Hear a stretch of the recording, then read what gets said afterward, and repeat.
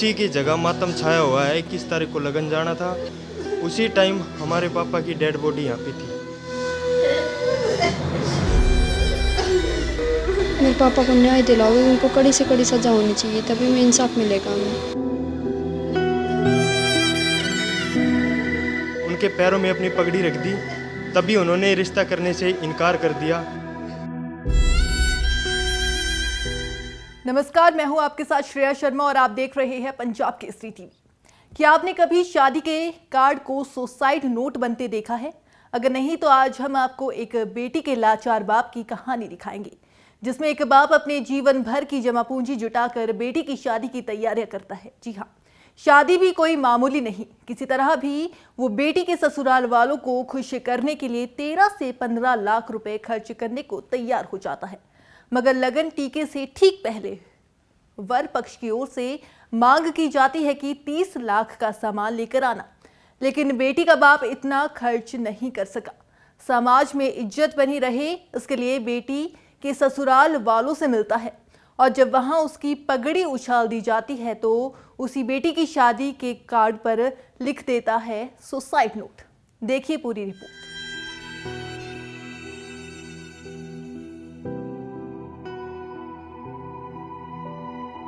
जिस दिन इस घर में शादी की शहनाइयां गूंजनी चाहिए थी, उसी दिन घर की औरतों को मातम मनाने पर मजबूर होना पड़ा। और जानते हैं क्यों? क्योंकि 3.5 लाख रुपए में तय हुई शादी बेटी की लगून के आने से पहले 31 लाख नकदी और एक कार की मांग तक पहुंच गई थी, जिसका पूरी शादी का बजट ही 15 लाख हो, वो पिता और करता भी क्या, अपने सिर की पगड़ी लेकर चला गया राजस्थान के कासन गाँव, जहाँ उसकी बेटी का रिश्ता तय हुआ था। ससुराल वालों से विनती की कि इतनी बड़ी मांग न करे और उनकी बेटी को अपना ले, मगर दौलत के लालची भेड़िए नहीं माने और फिर वही हुआ जिसका डर था। बेटी के बाप ने शादी के कार्ड पर अपनी राम राम कुछ इस तरह लिखी और इस लालची दुनिया को अलविदा कह गया।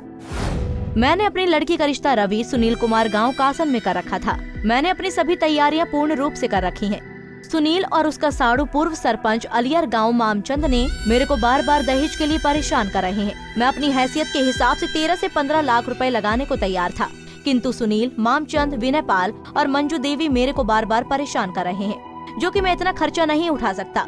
मैं समाज में अपनी इज्जत बचाने के लिए कल कासन गांव में गया। उन लोगों ने रिश्ते के लिए मना कर दिया। मैं अब समाज में जिंदा नहीं रह सकता। मेरी मौत के गुनहगार सुनील कुमार, विनयपाल, मामचंद और मंजू देवी हैं। मेरी मुख्यमंत्री हरियाणा सरकार, प्रमुख बुद्धिजीवियों से प्रार्थना है कि इस प्रकार के लोगों को कड़ी से कड़ी सजा दी जाए। मेरा आखिरी प्रणाम मोदी जी, मनोहर लाल जी, अशोक गहलोत जी, मेरी आखिरी राम राम। पूरा मामला रेवाड़ी के पालड़ा गांव का है, जहां ट्रांसपोर्ट का काम करने वाले कैलाश तंवर जब अपनी बेटी के ससुराल वालों के दहेज की मांग पूरी नहीं कर पाया तो राजस्थान में अपनी बहन के घर जाकर पहले शादी के ही कार्ड पर आप बीती लिखी और फिर फांसी का फंदा लगाकर झूल गया।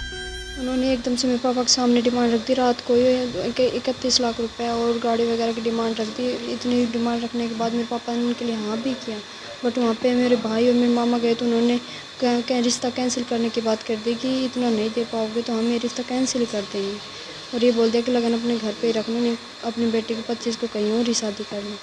इस कारण से मेरे पापा समाज में अपना मुँह दिखाने ऐसे सोचा कि कैसे मुँह दिखाऊंगा समाज को, और मेरे पापा ने आत्महत्या कर ली।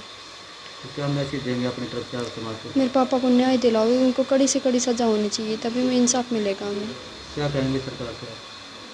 क्या सरकार को क्या मैसेज देंगे? सरकार से अनुरोध है कि हर बेटी को तभी इंसाफ मिलेगा जब उसकी मतलब उसके दहेज की मांग खत्म होगी, तभी बेटियों का जीवन संभव हो सकता है।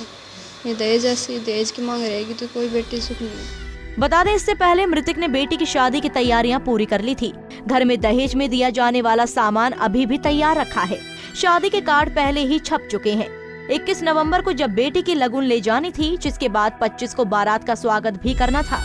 इसके बाद 1 दिसंबर को बेटे की भी शादी थी। ऐसे में जब बिचौलिया 30 लाख रुपए की मांग की खबर दी तो कैलाश ये सदमा सहन नहीं कर पाया। जो हमारे साथ हुआ वो किसी और के साथ ना हो। जो आज दहेज के नाम पे हमारे ही घर में जो खुशी की जगह मातम छाया हुआ है। 21 तारीख को लगन जाना था, उसी टाइम हमारे पापा की डेड बॉडी यहाँ पे थी। ऐसा किसी और के साथ ना हो। मेरे पापा के दोषियों को कड़ी से कड़ी सज़ा दी जाए। मेरी राजस्थान सरकार से मांग है, बल्कि भारत सरकार से मांग है कि ऐसा किसी लड़की के साथ ना हो। खुशी की जगह मातम छाना बहुत बड़ी बात होती है। जब इंसान खुशी मनाता है और जब मातम छा जाता है 2 मिनट कुछ ही पल बाद, तो बहुत बुरा होता है उस इंसान के लिए।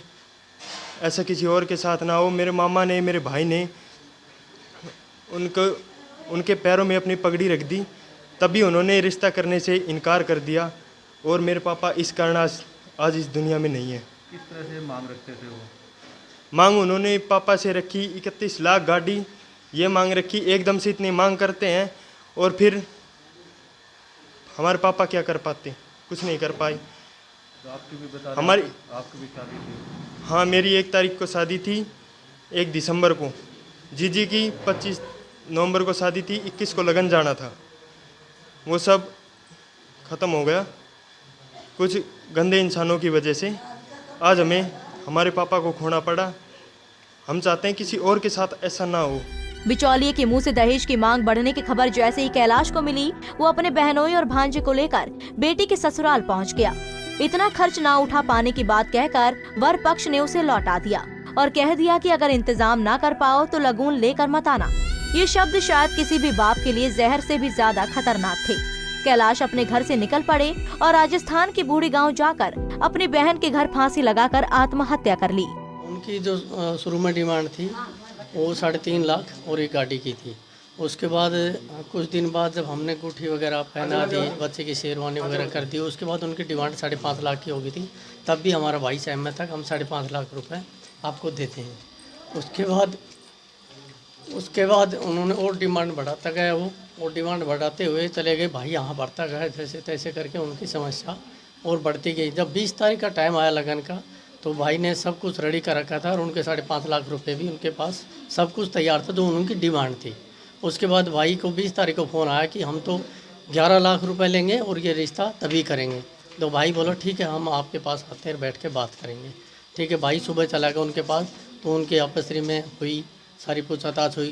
पहले उनकी अंगूठी की मांग थी 4 अंगूठियों की, फिर बोला हमारे तो 9 अंगूठी आएंगी, सोने की 9 अंगूठी। भाई ने बोला कि भाई अभी खड़ी चोट कैसे हो पाएगा, बताओ, मेरे पास इतना बजट नहीं, मेरा 15-20 लाख का बजट है जो कि मैं शादी में लगा सकता हूँ और आपको पहले भी बताया मैं। उसके बाद भाई ने उनके हाथ पांव जोड़े और भाई के साथ हमारा एक भांजा था और एक उनका साड़ा भी साथ गए थे। उन्होंने खूब हाथ पांव जोड़े पर उनकी डिमांड बढ़ती गई। साहब वो लास्ट में बोले अगर हमें ये रिश्ता नहीं करना, यदि आप 31 लाख रुपए गाड़ी देते हो तो ही रिश्ता करेंगे। यानी इनको हमें बेइज्जत करना था और हमारे ये समस्या हमारे सामने लानी थी। हमारा भाई वहाँ से वापिस आ गया। सामाजिक आदमी था और समाज में बैठने वाला था। वो गांव के सभी मौजूद आदमी में सबसे 1 लीडर था इसी पाडले गांव का, और वो हर जगह मतलब सामाजिक कार्य में जाता आता था। इसलिए उसने अपनी बेइज्जती महसूस कर ली और सामाजिक तौर पे उसने ये सोचा कि मैं समाज में अब जी नहीं सकता हूँ। बाकी उसने सब कुछ अपनी डिटेल सुसाइड नोट में की हुई है। कैलाश ने सुसाइड नोट में 4 लोगों का नाम लिखा है जिन्हें अपनी मौत का जिम्मेदार ठहराया है, जिसके चलते राजस्थान पुलिस ने आरोपियों पर केस दर्ज कर लिया और आगे की कार्रवाई में जुट गई। उसने मरते मरते प्रधानमंत्री नरेंद्र मोदी, हरियाणा सीएम, राजस्थान सीएम समेत सभी समाज के लोगों से आरोपियों को सजा दिलाने की अपील की है। रेवाड़ी से महेंद्र भारती, पंजाब केसरी टीवी। तो देखा आपने कैसे दहेज के लालची भेड़िए चंद रुपए के लिए लाचार बाप की पगड़ी उछालने से भी परहेज नहीं करते, जिसकी कीमत बेटी के बाप को अपनी जान देकर चुकानी पड़ी। बहरहाल उम्मीद करते हैं कि पुलिस प्रशासन इस तरह के मामलों पर लगाम लगाने के लिए सख्त से सख्त कदम उठाएगी, ताकि फिर किसी बाप को बदनामी के डर से मजबूरन होकर खुदकुशी ना करनी पड़े। फिलहाल के लिए इतना ही। आप देखते रहिए पंजाब केसरी टीवी।